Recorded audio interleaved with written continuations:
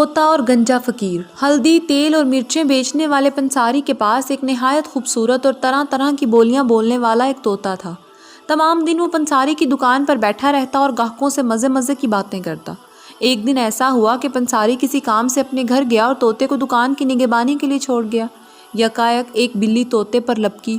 طوطا اپنی جان بچانے کے لیے ایک طرف اڑا تو تیل کی کپیاں دکان میں الٹ گئیں اور فرش پر سب تیل پھیل گیا۔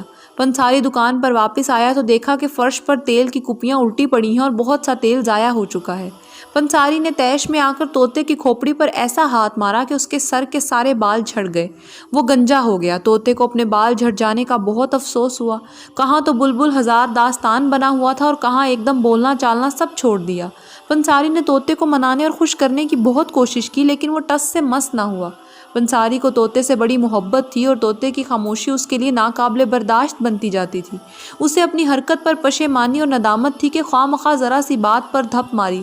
اسی رنج میں وہ ہر فقیر درویش کے آگے نذرانے پیش کر کے دعا کا خواستگار ہوا تاکہ کسی طرح طوطے کی بندش زبان کھل جائے۔